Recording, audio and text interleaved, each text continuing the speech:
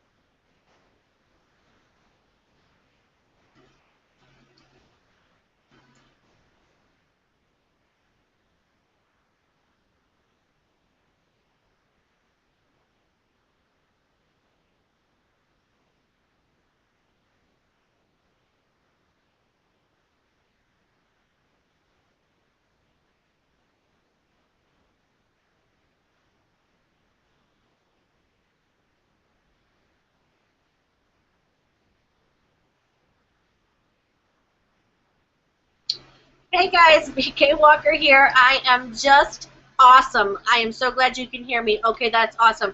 I'm just trying to get Janae on. We had a little bit of trouble with Michelle, so just give me just a few minutes to try and get her over here so we can get her on camera as well. Okay, thanks so much. Sorry for this inconvenience. We're just learning Google Hangout.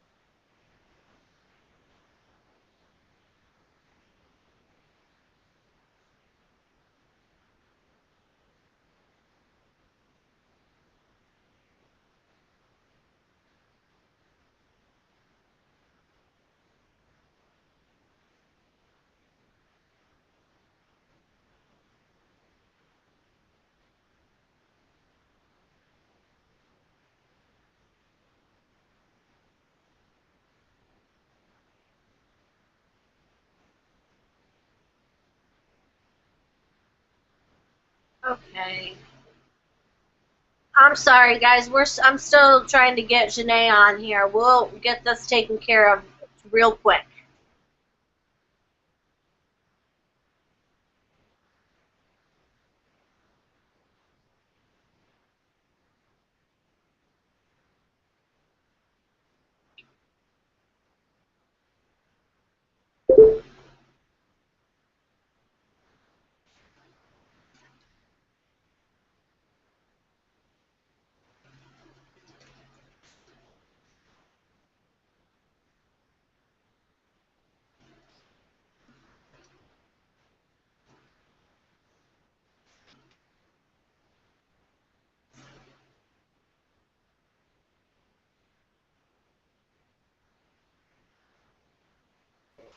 There she is. Okay. Okay. I'm like, where is this thing? Well, we're just learning how to use this, and we had to. It took us almost 20 minutes to get Michelle on.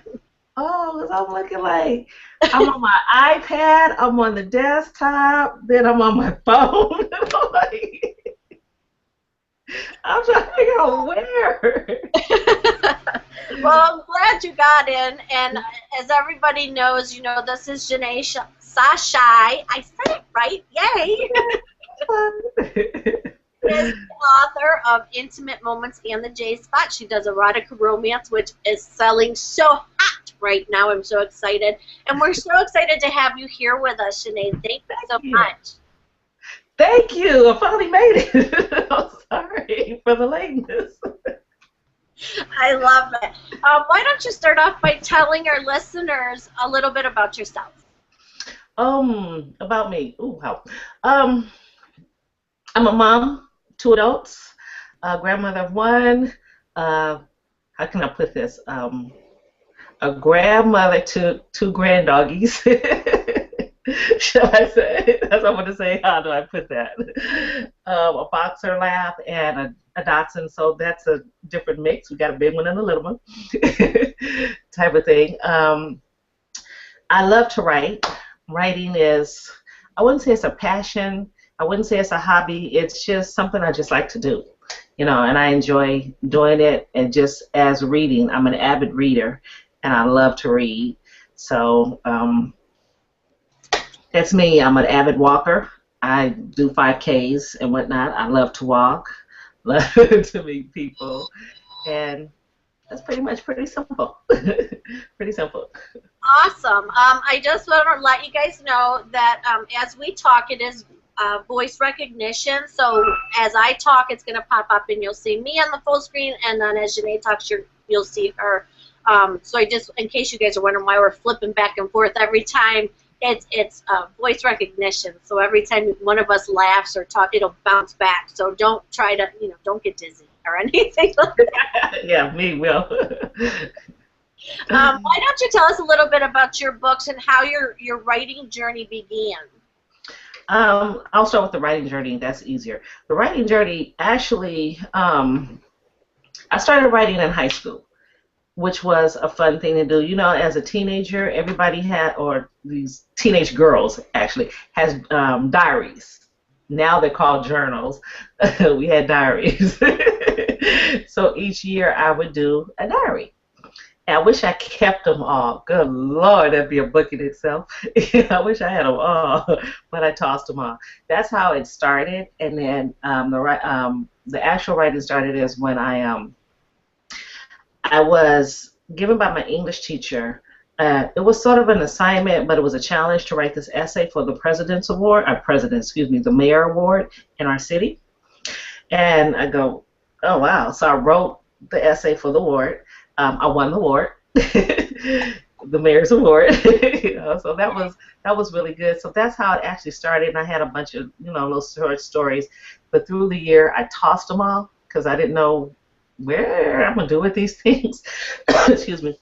And so they got tossed. But the writing journey actually started when I had started these short stories about 14 years ago. Had them sit and didn't know what to do with them. And I didn't want to toss them out like I had done in my younger years, so I decided, how about make a book of just short stories? That was the intent, just to do the short stories. And I started with one story, and next thing I know, that one story manifested and just took a mind of its own and ended up with Intimate Moments. So Intimate Moments, even though the title may look like a short story title, it's not. It's a novel. So it's a short story that turned into a novel. That's how I can do that. It's just a short story that just turned into a great big novel. I've had that happen, and it is, your muse just sort of takes over, and you sort of slip into those character skins, and it does, sometimes it just blows up huge. It sure did, and I didn't know anything about book writing. And while I was doing it, or writing it, I was researching at the same time. And that's one thing I do is I'm a researcher of basically a lot of things, everything. Google is my best friend, so I'll Google everything. But I was researching on novel writing, how to put it together, word usage, paragraph structure, everything on how, to make this into a book since it's turning into that way, how I'm going to make this into a novel. And that's basically what I did. I love it. Now, when you are writing, because you're writing erotica, how does that differ from writing like regular romance? I think there's a lot of stereotyping on erotica, and I think people really mistake it. I mean, it is different from porn. Porn and erotica, I mean, it's just completely different. Right. How do you get that a lot? Do you get a lot of discrepancy on that because of it being the genre that it's in? I do. As soon as I can say I write romance, and everybody's like, oh, okay, great. But then when I come back and say I write erotic romance, and they're like, oh, you write porn. No, there is a difference. True, there is some description of what's going on, and I do get graphic, within it, but it's not porn. I'm telling a story. In the whole gem of it all, just like in Intimate Moments, most of the erotic in here is the backstory. In here, a lot of it is the front story, some of it is the backstory. So it's all gelled into the story. It's not just let's just go have sex and call it a day. So that was. I'm sure there are people that do that. Exactly, that was mildly put. But no, it's not just that. So when I do say erotica or erotic, people tend to shy from it. And I'm like, okay, you shy, but I don't get mad. I don't get mad whatsoever. Everybody has their own preference in going on. But I'm like, you shy from it, that's fine. It's okay. So I tend to have a state. I think that's awesome too, because erotica is such a hot genre, especially on Amazon. I mean, Kindle books. You guys don't even understand. I just read an article on this very thing, on how so many people want to shy away, but it's such an escapism for women that might want something like that but are too afraid to go out and have that in their own life, but they can read about it on their Kindle. And on the Kindle, or even in a paperback, your own personal collection, you don't really, nobody needs to know what you're reading. Exactly, because it's like it's taking you into a fantasy, that some people want to escape into that fantasy, just as you were saying that, you don't deal with it in your life, but you want to be taken, almost like Calgon, take me away type of thing. You want to be taken away, type of thing. And I don't have the titles that signify that it's actual sex. So the titles don't signify that until you get into reading the book. So yes, you could be somewhere reading this book and somebody says, Intimate Moments, that sounds like, and I've had people say, that sounds like a poetry book. I'm like, no, there's poetry in motion. It could be poetry. Exactly, but there's no poetry book. And that's the same with the J spot. Some people look at it and Mr. J as being a G. And I go, that's a J. So they're like, okay, what's that about? I said, you have to get in it and see, because you don't see the sex, on the cover. And I did that on purpose so people don't actually shy away. It gives you the curiosity to say, I wonder what. And then you go in there to look. I love it. That was brilliant. That was Now, you have a special offer for those that would like to purchase the book during the live book signing event week. Why don't you tell us a little bit about that?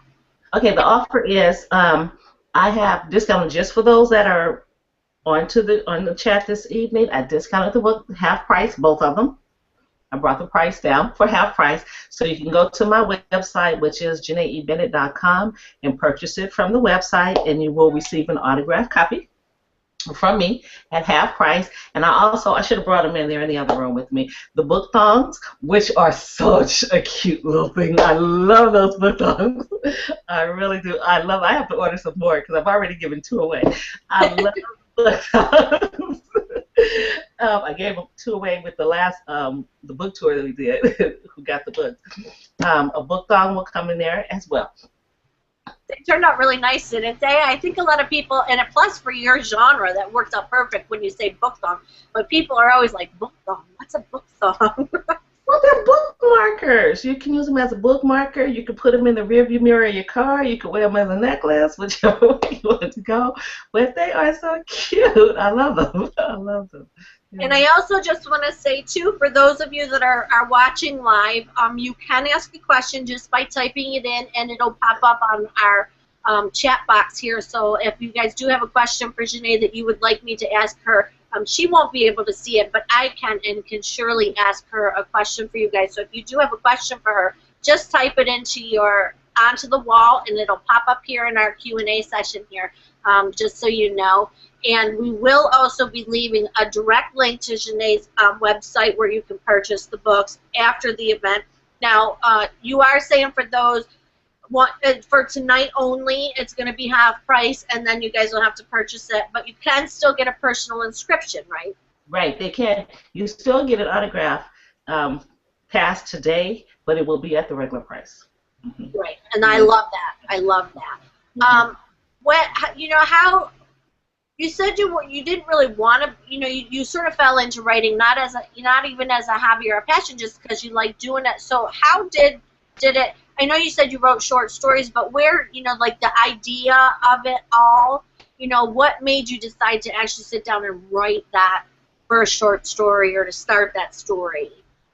The first short story came from a friend of mine back in Pennsylvania. He and I were having a conversation, just like you and I are on the internet. And we were just talking, and he said something, and I said something. Then he said something, I said something. It was like we were bouncing this sort of a story off of each other type of thing. And I go, you know what, I'm about to use that. He goes, in what? I go, I don't know, though. And I just started typing what we're saying. I go, I don't know, though. So I started typing the first short story, and it was just a few lines. That was it. And I took that few lines and turned it into a story. And I looked at it and said, okay, what am I going to do with this? And I go, I don't know. So I just put it in my emails and left it there. And then I came up with an idea, as I stated before in an interview with you, that I people watch. Everywhere I go, I people watch. I watch how people do things, and I'm like, you guys are giving me ammunition, type of thing.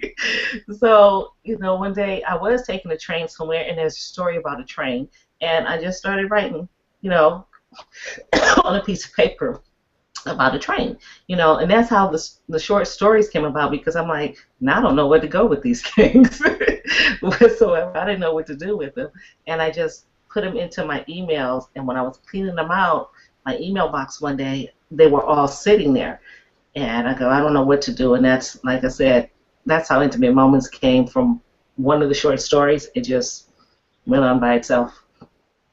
That's awesome. When you sit down to write, what are some of your must-haves? Do you like to listen to music? Do you create some sort of playlist when you're writing? I don't have an actual playlist, but I like listening to jazz, smooth jazz. It depends on the mindset and the time of day, because I can write any time of day. I can listen to R&B or classical. I love classical because it's relaxing as well. I have music. Sometimes I can write in peace and quiet, but after a while, my mind, I don't know if I have ADD or what, but my mind starts to drift to the left and go do other things. So I'm like, let me put some music on, type of thing. So I'll have music on. I've gotten to this pistachio phase now. So I have a big 1 pound bag of pistachios sitting here, and some water, and I'm eating pistachios and drinking water, and typing from there. That's awesome. My son loves pistachios, so I know how it is. They're very addicting. Yeah, they are. They really are. For character development, you said this started from a short story, or you might be people watching. What is the character development like for you? And while you're getting to know that character, what is all that like for you? Well, what I've done, and some of my friends may kill me, I've pulled names have been changed to protect the innocent type of thing, but and the characters are not my friends, but I look at their person, who they are, and I pull from some of my friends on. Oh, okay, you might make a good character. Not all of you, but some parts of you. And then a lot of it is my imagination. And I have a very vivid imagination of who I want this man to be, who I want this woman to be. I want you to act this way, type of thing. So a lot of it is imagination. I just build like a robot character type of thing. I build my characters that way, just piece them together by hair, eyes, and things such as. That's awesome. Do you ever run into roadblocks or writing blocks, and how do you get past that? Oh, yes. I'm in one now with one book that I'm writing. I am so blocked on that. I started writing it again, and I'm glad I do this. When I get to so many chapters, I print out the book. I print out what I have so far, and I go back and I read it in print instead of on the computer. And I start editing, what I've written, and I want to see where I left off and how it's flowing. And if it doesn't flow right to me, then I'm like, okay, back to the drawing table with it. So that's the one thing I'm doing with one book. I have it about 13 chapters printed, and I'm going back to see where I left off and editing at the same time to see if the flow still goes. So in the meantime, I've already started another book. So I'm working on that one. And I sent my editor the first portion of that book because this was going to be short stories. It's not going to turn into a big book this time. Yeah, I sent him the first short story, and he loved it. He goes, he's never seen or never read anything where it's just completely dialogue. There is no breaks in between or whatnot. It's just completely like you and I are talking. It's just completely dialogue. And I said, yeah, it just happened. It just popped out of my head that way. I'm talking to my iPad, and I take my iPad wherever I go. This thing stays with me wherever I go. And it was like I was talking to my iPad. Okay, this is da-da-da-da-da, and it was talking back to me. So it was just complete dialogue. Nice, nice. What's one of the craziest things you've ever wanted to write about that you haven't written yet? Oh, wow. One thing I think would be a real challenge for me is paranormal, because that's another genre that's an up-and-coming genre that is great. And there's an author out there, Carrie Marie Moning. She has written the Fae series, the Dark series, the Fever series, and I was reading the 5th book right before I came onto the call, and I've read all the other ones, and I'm like, I'm so intrigued with the paranormal. I go, but how do you do this? With the fae, the vampires, and all that. I'm like, wow, that's a lot of research. And I said, that will be a challenge for me. That one is cool, though. That's what I write in a lot. And you can just create, anything can happen in a paranormal world because it's your world. Okay, that's what I thought, because she has all these fays going to the beaches, and this fae goes to the beach. This one you can't figure out if he's a human or a vampire, and I'm like, get to the story and tell me what is he? Tell me what he is, type of thing. So I love this series of hers. It's really good. I'm like, if I were to write that would be a challenge. That's stepping out, but that would be a challenge, and I like to challenge that. Exciting. I can't wait. I hope you do get into that. And it's funny because many authors don't stick to one genre when they're writing. They like to branch out, not only because it can give them a wider range of audience, but because it's just a different experience, and it's thrilling sometimes to sort of delve into something that you don't really know too much about. Don't you agree? Yeah, exactly. I do, and I have no knowledge of that paranormal. So I'm like, yeah, that would be, it's something that would be a real great challenge for me. And another one would be writing a Western romance. I know nothing about cowboys and the whole 9 yards. I just almost say cowboys and Indians, but okay, I know nothing about the cowboy thing, so I'm like, that would be another challenge as well. I agree there. I do want to write a Western, and every time I go to write something else, it falls into back to the paranormal. I just can't get away from it. It doesn't matter what I'm doing. Yeah, so that would be a challenge. Yes. What has been the most difficult aspect for you about getting the book out? Like, what was it like trying to, for the whole publishing process and then trying to market the book? What was that like for you? Okay. When I first came out, I was self-published. And self-publishing is not as easy as some people say or think it is. Self-publishing is a lot of work, and it takes a lot of time and a lot of patience, especially with the uploading of the inside, uploading of the covers. You have to get everything perfect, your dimensions and whatnot, all that perfect. So I am so thankful for my designer, my cover designer. He is wonderful. All I do is say, here's the dimensions, you do it, because I have no clue. I'm not a designer. I don't do the covers. I couldn't even put that stuff together to save me. All I do is the writing portion. So it's great on that end. But I would say those who are self-publishing, please do your research on where you want to self-publish. There are a lot of avenues that you can self-publish in, and you can self-publish in all of them. Actually, when you're self-publishing, you can upload your book everywhere that you want to, which is a great thing to do because it's called more money, more money, more money, type of thing. But have the patience because it's not going to come overnight. Don't think because now that my book is in here, and say like with CreateSpace or Lulu or Smashwords or whatnot, that now everybody's going to go out and buy it. No, they're not.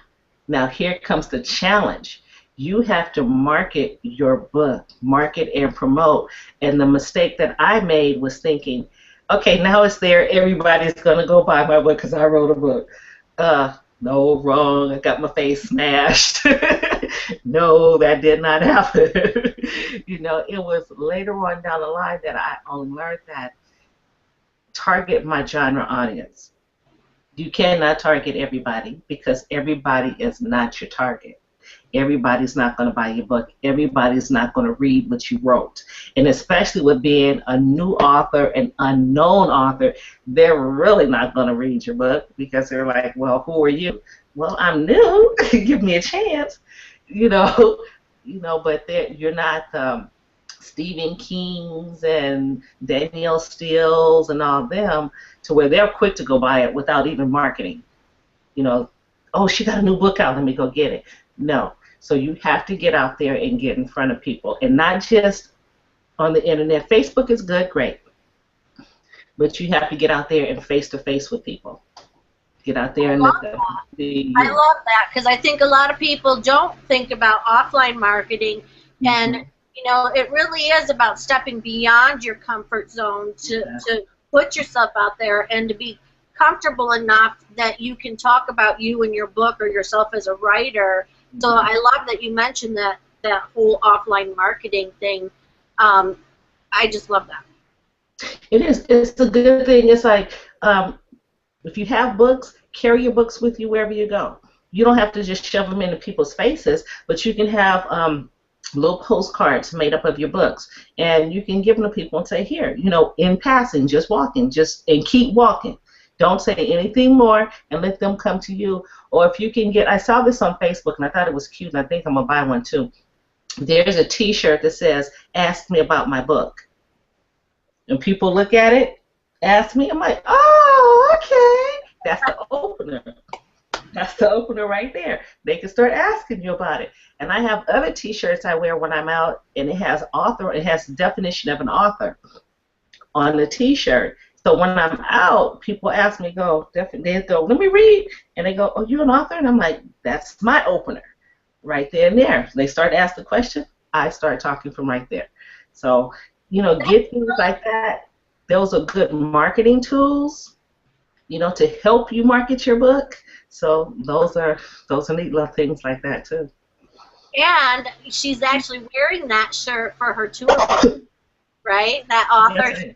Yes, yes, I am. I sure am. So, like I said, I have 5 of them, and when I'm out, I have my T-shirt on, so people see me. There she is. Let me catch her.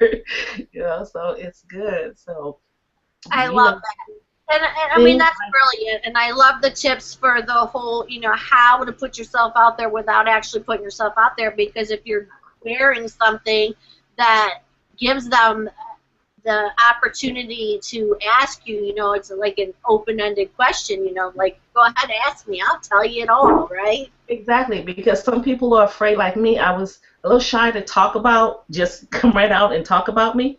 So when I saw the T-shirts, I'm like, well, that could be my opener to get me to talk about me. So I'm like, okay, let me give me a couple of those T-shirts. So those are good things, and carry your books with you, and some postcards with you. And yeah, I'm sorry, guys. Let me mute my end so you can hear. My dogs are going crazy. I know I had to put mine out. It's okay. It's fine. It's so fine. No, it's okay.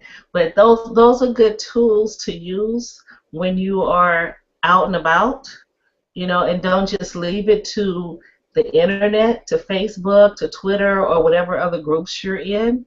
You know, get out there and meet people so people can know who you are. So if they do see you on Facebook, oh, I saw her. She had on her T-shirt and her book. So they can. Oh, and I got it while she was out there. So yes, let them be able to see you, see that you are for real, and you're not just a robot on Facebook. Type of thing. Right. I unmuted her just so you know. I had to let my husband know so he wasn't yelling at the dogs. The joys of being, having pets. You guys see it on my Facebook all the time. I'm an animal lover. That's fine. We do have a question here for you, so I am going to just read this out for you. Okay. It's from, I'm not really sure, Lisa, I guess it is, right? And if I said, if there's like 3 names on this, so it's one of you 3, Lisa, Marco, or Cassandra. Oh, okay. I saw many challenges you have embraced with your books. Have you written an erotic story on a woman who doesn't have a great career but shines in the eyes of a powerful man in the lines of Pretty Woman? Oh, wow. Let me think. Intimate moments. It does not have, did she say it does not have a wonderful career? Yeah, like in the lines of Pretty Woman, how she didn't have a good career but the man did. Okay. I could say yes, that will be coming up in my next one that I'm deadlocked on, and that's Checkmate. Oh yeah, there is a lady in there that did not and does not have a good career, but she has a good man that's standing by her side. Yes. So that one is coming up in Checkmate. Yes. Awesome. I can't wait for that. And we have another one here. Would going to book fairs with that T-shirt, type of T-shirt work is what they're asking. It's from Lisa. Yes, it would. Yes, it would. That's another advertisement as well. It's stating that you are an author. It's stating your definition, of the author, and it's you. Yes, sure would. I said it was Lisa. It's Adriana. Sorry, Adriana. I really apologize. Okay. I think she just did a review for your books not too long ago, so she really enjoyed your books. Oh, well, thank you. Thank you. And I love. What would be your suggestion for those that do want to take the self-publishing career when it comes to cover design? Because, like you said, cover design is so important. You have 8 seconds to catch a reader's attention. So what would you suggest, if they were going to try to either design it by themselves or go through a designer? What are some tips that you might, be able to pinpoint? Well, as far as designing yourself, I can't give any information on that because I did not design myself, and I wouldn't even know how. I tried, but it didn't work. That didn't work. So it was like, let me go find, someone more knowledgeable than me, which I had no problem of. And I did research designers. I really did. And I looked at everyone's portfolio, either whether it was online or face to face. I wanted to see, the type of work they did. So research, find someone that is with you mentally. Because my first designer, she was great, because I changed the cover to Intimate Moments to this cover that's on here now. And she was great. And then when it came to the J spot, she was no longer designing, so she referred me to this other designer, which I've had him since, and I won't let him go because I love him to death. I really love him to death, because I can tell him, I'll give him the pictures or whatnot, the stock photos or whatnot, and I go, I don't know what I want, but here's the synopsis. And next thing I know, within a week, I'll have the cover proof back, and I'm like, you captured everything, and I love him to death because he does it the first time. It's like we're in sync. So you find someone that you can work with like that. So I would say research, unless you're going to learn to do it on your own by all these designing programs. Photoshop or whatever. I don't know what the programs are. But if not, and you're going to get someone to do it, research who you're going to get. And some people are very pricey, and some people are not so pricey and do a very, very good job. And I'm not tooting my designer's horn. Yes, I am, because he's great, but he wasn't too pricey for me, which was really good. And his turn time was really, really great. But like I said, I love him. But the main thing is to research who you're going to work with. And don't just jump in with someone that says, well, I have this person, but you two may not gel together personality-wise. So research the person you're thinking of, actually talk to them and find out their turnaround time, and, if you have a problem with it, or if you're a publisher, or if you are uploading it yourself, can I come back to you with the dimensions and you fix it? Because what I've heard is some horror stories. People have taken it back to the designer and they go, well, no, I'm going to charge you to fix it. And I'm like, ooh, that's not right. Here's the dimensions. They should be able to just change the dimensions, give it back to you, and let you go ahead and upload it. So there have been some horror stories, and there have been some good stories. So it's like research before you do. And I think that would go for anything when it comes to self-publishing. Exactly. The company you're going to publish through, whether it's print on demand or a small printing press. Also editors, proofreaders, copywriter, all of it. So I think that goes insane for all of it. Now, you did mention that you did do some research for this on how to structure the book, but did you have to do some research on how to actually write in the erotica genre? Yeah, I did. Yes, I did. I hate to say I don't hate. I did pull from experience on some experience, and then some of it I went to the internet with. And if someone wants to ask, if they're wondering, well, did she watch porn with doing this? Yes, I did. I'm not ashamed to say it. I'm not ashamed. Yes, I did. And that was part of my research. To sit there and look at it like, okay, your leg is here, this is there, what are you doing? I'm sitting there researching it all. And I did read erotica stories. So those things help as well. Reading does help. So if you're an author that doesn't read, there's a problem. You need to be a reader in order to be an author. That's just my opinion. And I agree. I think that if you're not reading, you're never gonna get an idea of finding your writing voice if you don't read other books. Because, and I do this all the time, whether it's I'm reading a book or watching a movie, and I'm really curious if this happens to you. Do you often rewrite it in your head? Yes, I do. 9 times out of 10, it's the ending sometimes that I'm rewriting, or I'll look at the movie, I'm like, I don't like that. It should have been this way. Now, you should have done this way, type of thing. So, yes, I do. There's times like when my daughter hates watching movies with me, especially her, because I am a writer, and I'm always thinking like that, and I'll say, well, that's probably going to happen, and it doesn't. She'd be like, shut up.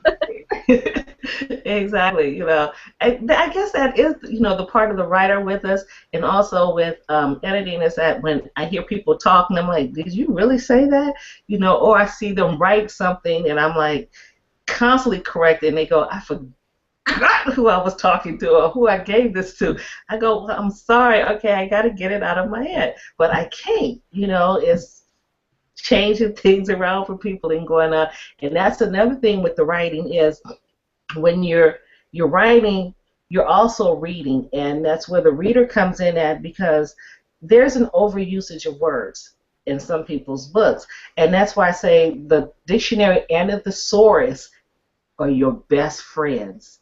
Those two twins right there are your best friends, because when you notice that or hopefully you notice that there's an overusage of words, go through and find another word for it, so it doesn't read to the reader like, oh, this is getting redundant. I don't want to read this anymore. So find a different word for it, even if it's the words you've never used, which is great. That's fine. You're enhancing yourself in your writing.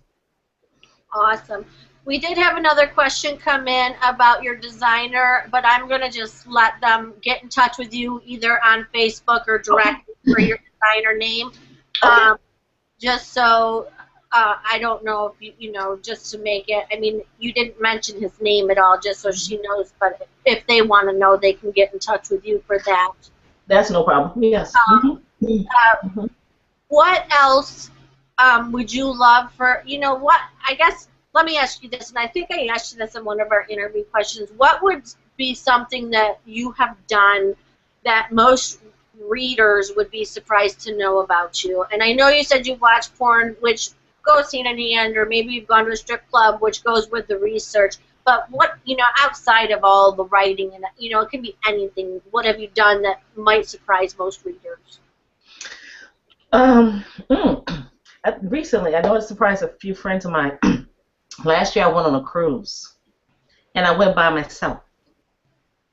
And people people were on the cruise, and they go, are you by yourself? And I go, yes. They were surprised. And I go, why? Because most people go in groups, or as a husband or boyfriend or girlfriend, whatever the case may be.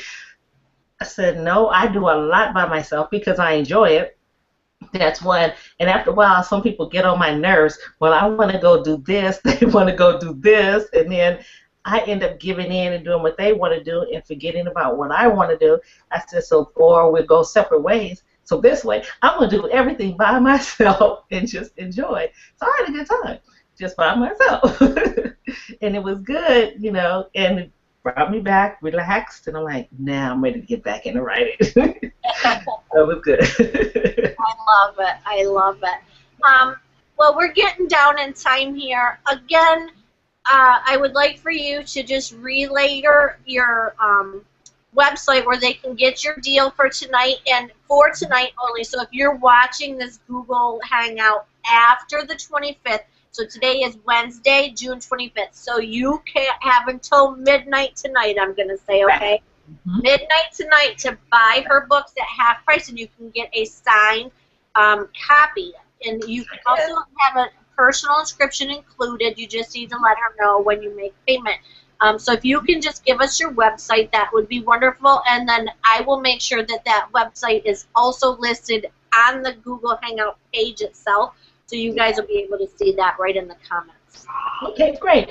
It's Jeanette, Jeanne, then another E, Bennett, BENNETT.com. And when you get to the page, just click on Author's Page. It's at the top. And just click on Author's Page, and you go right to the Author's Page, and you'll see everything there. So when you get down to the books, you'll see the covers for both books. They're there. Just click on Buy Now, and it'll take you right in. And like I said, I discounted the books, both of them, to half price until midnight tonight. And then tomorrow, it goes back up. Wonderful. And we're going to be promoting this Google Hangout all week long, so you guys know that. So that's why I wanted to make sure that everybody understood June 25th until midnight only. Do you get it at half price? And then you'll end up paying the full amount. But you're going to love these books. And for a signed copy with a book thong, come on, guys. You guys love this. I don't know if any came in right now while we're talking, but I will make sure, just because we had a little bit of trouble now that we're getting the hang of the Google Hangout, but I will be promoting this all week long, just so you know. So people will still be able to come and view the Google Hangout. They'll be able to view it on our YouTube channel as well as here on Google. And then we'll be sharing it to our social medias as well. So all week long you'll be able to get in touch. We'll be promoting it actively. So we'll help you get some more sales that way as well, hopefully. That'd be great. Thank you. Thank you. Yeah. Oh, you guys have been awesome. We don't have any more questions in there, but I am going to thank you so much for joining me tonight. It was so much fun. And like I said, till midnight, guys, that's it. And then you'll pay full price. But we'll make sure we get that link right in the comments so that you guys can just click on it and go right on over to buy. Gotcha. Thank you. I've had a good time. This is great. And I love the questions, everybody. It was fantastic. Fantastic. I like it. It was wonderful. And I thank everybody for being here. And my assistant, Debbie Jean, thank you. And thank you. Oh, thank you, Debbie Jean. I remember. Yeah. Not everybody come on, but thank you, everybody, and thank you, Janae, and I wish you so much success in the future. And like I said, we'll be promoting this all week long, so I hope to talk to you throughout the week. You sure will. All right, guys. Well, I hope everybody has a good night. See you soon. Guys.